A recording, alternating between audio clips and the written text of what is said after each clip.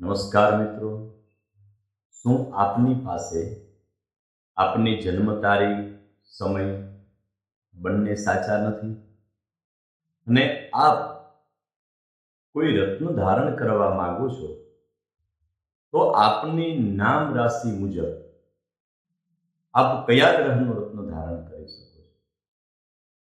તો સર્વપ્રથમ વાત કરીએ સૂર્ય ગ્રહની.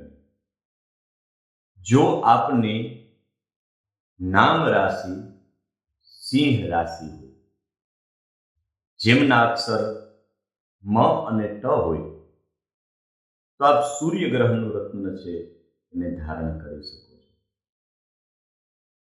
હવે વાત કરીએ ચંદ્ર ગ્રહની. જો આપની રાશિ કર્ક હોય, નામના અક્ષર ડ અને હ હોય, તો આપ ચંદ્ર ગ્રહનું રત્ન છે એ ધારણ કરી શકો છો. હવે વાત કરીએ મંગળ ગ્રહની. જો આપની નામ રાશિ મેષ રાશિ હોય, નામના અક્ષર અ, લ અને ઈ હોય, અથવા આપની વૃશ્ચિક રાશિ હોય, જેના નામના અક્ષર ન અને ય હોય, આ બંને રાશિના વ્યક્તિ જે છે એ મંગળ ગ્રહનું રત્ન ધારણ કરી શકે છે. હવે આપણે વાત કરીએ બુધ ગ્રહની. તો આપની નામ રાશિ મિથુન હોય, જેના અક્ષર ક, છ ને ઘ અક્ષર ઉપરથી આપનું નામ હોય, અથવા કન્યા રાશિ હોય, જેના અક્ષરમાં પ, ઠ ને હણ આ અક્ષરો પરથી જો આપનું નામ હોય, તો આપ બંને રાશિના જાતક, મિથુન અને કન્યા રાશિ બંને રાશિના જાતક છે એ બુધ ગ્રહનું રત્ન પન્ના ધારણ કરી શકે છે. પછી વાત કરીએ ગુરુ ગ્રહની.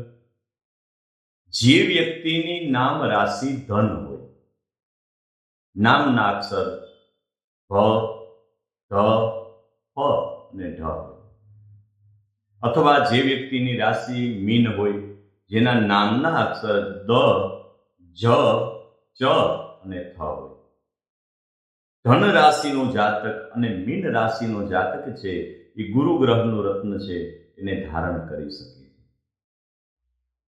હવે વાત કરીએ શુક્ર ગ્રહની.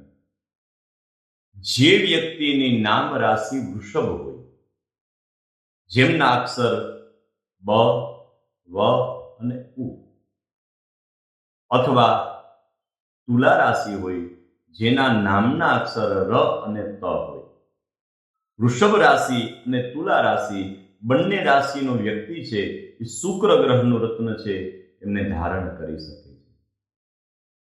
હવે વાત કરીએ શનિ ગ્રહની.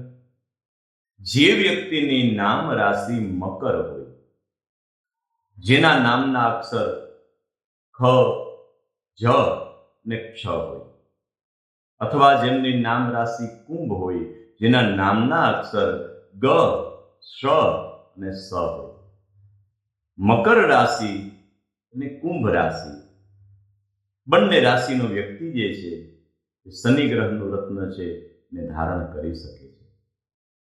પછી રાહુ ગ્રહની વાત કરીએ. રાહુ ગ્રહનું રત્ન આપ ક્યારે ધારણ કરી શકો છો?